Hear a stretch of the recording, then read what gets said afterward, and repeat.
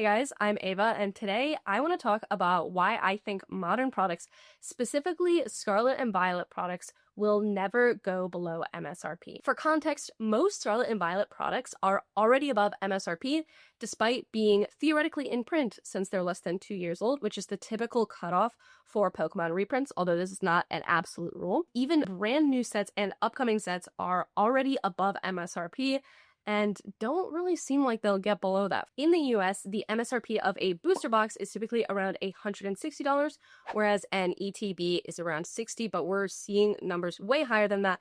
Most booster boxes are already over $200, and a lot of the ETbs are crazy expensive. Even things like Obsidian Flames ETbs are almost $100. It's absolutely crazy. This is even crazier than the hype we saw in 2021 and 2022. So what is causing it, especially with specifically modern sealed product? First, I want to say that reprints aren't doing enough, and they won't do enough. But why is that? Well, first of all, distributors are charging higher prices. Pokey actually has a great video talking about this, which I'll have linked in the description. He gave the example that distributors typically give him enough room to get around 15% margin when selling at around or a little bit below market, which could theoretically obviously be above MSRP. And again, this is within the rights of the distributor to do because they don't have any formal agreements with the Pokemon company to not do so. Side note, there's a lot of witch hunting going on towards vendors or card stores that sell below market but above MSRP, which actually just discourages them from selling at that time and kind of reduces the circulation. In his video, Pokey rightly pointed out that he could either sell a box right now for a little bit below market but above MSRP, because again, the prices that are being paid pretty high, maybe above MSRP for a lot of vendors, but he could get roasted for a Cold Scalper even if his margins are really, really slim, or he could put the thing in his basement for a few years, take it out, and sell it for a bit below MSRP in 3 years or 5 years, but be called a saint for doing so, even if he's charging, say, double the price. It's a bit of weird cognitive dissonance, but I think this behavior is extremely common. More broadly, this means that more vendors are likely to hold things for the longer term and reduce the supply that's in circulation, especially given the high prices that are paid. And it's a lose-lose situation if you sell now, because you either sell at market and are a scalper, or you sell at MSRP and lose money. Aside from that, the types of people that have distributor access have really changed in profile in the last few years. There's a lot more online-only sellers, there's a lot more streamers, and there's a lot more people who just really like buying a lot of sealed Pokemon product and are able to get distributor permits for that, which really kind of changes the behavior in terms of distribution. I also want to note that there's a pretty big difference between Scarlet and Violet and Sword and Shield, which actually pretty frequently receive reprints large enough to get products below MSRP, even if it was for what felt like only a split second. Even sets like Evolving Skies were below MSRP at one point, which kind of sounds unimaginable now when you think about prismatic evolutions. Feels very unlikely for that to ever happen, even if they reprinted it to crazy amounts. It's also worth noting that at that time, there weren't nearly as many desirable products. I'm talking about the first 2/3 of Sword and Shield. The last third, where you had those final 4 sets, were a lot more affordable. But within this area, there weren't actually that many desirable sets. You think Vivid Voltage was a pretty good set when it came out, but then it just kind of got wrecked as alternate art started coming out. Battle Styles looked a lot better than Vivid Voltage, Chilling Reign looked better than Battle Styles, and of course, Evolving Skies absolutely changed the game and kind of reset the standard for what a good set was. At the time, sets like Fusion Strike and Chilling Reign were viewed as absolute crap, and so was Battle Styles. Even up until very, very recently, Battle Styles boxes were incredibly cheap and just pretty looked down on, I would say, overall. All that's to say is that there weren't as many big reprints that were necessary, whereas now there's really high demand and a lot of really great sets out, so it's very difficult to balance reprinting all of those, because you could either do a very large reprint of one set, or you could do multiple smaller reprints of other sets, and I imagine there's also friction with changing back and forth, because obviously, I don't think you can just press a button and all of the printers are now doing different things. Aside from there just being so many good products available right now, including a lot of extra special sets that are really good coming out, the first Pokemon boom was in a much less efficient market. It's also worth noting that in the late 2020 to early 2022 period, most people with distro access were actual card shops, not investors, and there were fewer online shops. So overall, there's a lot less competition amongst people trying to get distribution access. The amount that you receive on average, I would imagine, is a lot smaller than it could have been back in 2020 because there was a lot of freezing of new applications for distro. Most of them required that you have an actual brick and mortar store, which locked out most people. But I imagine those constraints became a bit more lax in 2023 when the market was a bit more calm. Of course, we have to talk about one of the biggest things that has impacted the Pokemon market in the past few years, which is streaming. It's now possible to rip packs en masse for a profit, selling above MSRP. And while the group of people that can do this is relatively small, they have incredibly high buying power. We've effectively gone from two main options when you buy a sealed product, which is ripping for yourself or holding it and keeping it sealed, to now three options. We have the first two, ripping for yourself or holding it to keep sealed, but now we also have ripping for a profit, which was not nearly as common back in 2020 and 2021. And again, I want to reiterate that most people don't have access to that third option, but that doesn't negate the fact that it has an incredible influence on today's market.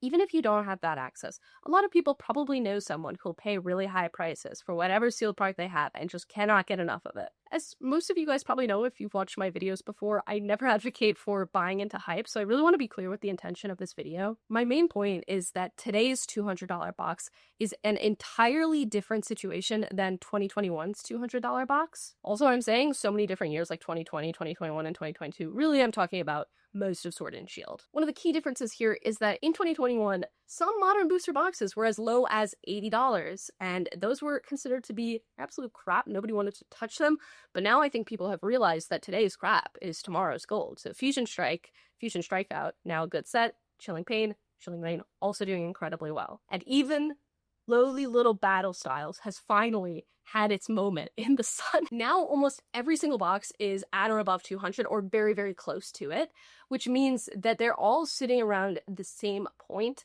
aside from a few products, most of which are actually the special sets and ETbs or things that haven't come out yet. So we're not really going to count Destined Rivals because it's not actually out yet. And of course, Prismatic Evolutions, which is the evolving skies of its generation, which is actually double MSRP. This represents a systematic change and is really representative of the growing pains of the hobby right now, as we have to adapt to this new level of demand, which is not possible to instantly meet. Obviously, this isn't great because it leaves a lot of people feeling disgruntled because they can't get things for reasonable prices. Kind of sucks. Now, given this new standard of demand, I don't necessarily think it's unreasonable to buy a few boxes at these current prices.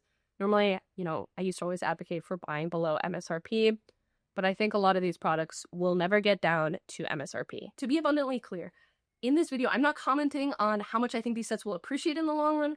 More so, I'm commenting on how I view the downside risk and opportunity costs associated with these boxes. So I'm not saying that these are incredible pickups, but I'm saying that if you just want to buy something and forget about it, I think now is not an unreasonable time to purchase these if they're things that you think are good. This has always been an important topic to me and is something that I think is too often overlooked in favor of the attendees to be made, which granted is definitely more fun. I view these $200 boxes as relatively stable, and that's big coming from me. I just don't anticipate a lot of reprints coming around that will slash prices by more than, say, 30%, except maybe in the case of a few very popular sets. It's hard to say. Even Evolving Skies was able to get below MSRP. So it is possible, but I don't know if the Pokemon Company is really incentivized to allocate that many resources to reprinting Prismatic Evolutions when there are so many new hype releases coming out. Please do not FOMO into buying these just because I said that I don't think they'll get cheaper, and do your own due diligence on what you think will appreciate the most over your time horizon and what you're comfortable holding. Often I think the best strategies are buying what you like the most, not what other people like, and buying what is generally overlooked. If these are products for you, heck yeah. If not, that's fine too. I will never tell you how to spend the money that you worked for. Oh, also, this is not financial advice, and if you would like, feel free to please subscribe. I really appreciate you watching. This all sounds kind of crappy, right? But I actually do believe that there is light at the end of this tunnel. The $200 booster box will not always be the standard, at least accounting for inflation, and in fact, it can't be. Why is that? Not really an idyllic answer, but a practical one. The truth is, this would mean that the Pokemon Company is leaving money on the table. Talking more about the Pokemon Company and their incentives, while it's generally not a great business strategy to ramp up your production, hire more people, buy more equipment in terms of short-term spikes in demand, it does make sense to increase production when you see sustained higher levels I don't know if we'll necessarily see the demand that we currently have, but I think certainly the floor that we'll have after this new boom will be higher than the floor that we had in around 2023 after the 2021 Sword and Shield main hype. And also, that was higher than in 2018. And I firmly believe the next floor will be higher than this one. I am bullish on Pokemon long term, but like all things, it's not going to be a straight line up, and that's totally okay and actually creates a lot of opportunities. What this means is that there will be times where new products are cheaper, even if they aren't necessarily the ones that are out today. Just like in Sword and Shield, they will increase print runs as demand continues to be higher. It's just not going to be overnight, and it's not going to be a super fun journey to get there. To reiterate my main point for this video and what you saw in the title, while you may never be able to get these Scarlet and Violet products below MSRP, you will one day be able to get new products at or below MSRP. These products will be printed more, and they will be printed to meet demand. I'm not talking about reprints, I'm talking about new sets that are going to come out, and those sets will be available at or below MSRP sometime in the future. It's hard to say when exactly, but I imagine within the next couple of years, probably around when Gen 10 starts. Please let me know in the comments what you guys think. I imagine this is going to be a more controversial one that will spark some debate, but I really welcome it and want to hear your guys' thoughts as well, especially if you have more insights into this. Thank you guys so much for watching. Again, if you liked the video, please consider subscribing, and I will see you guys next time.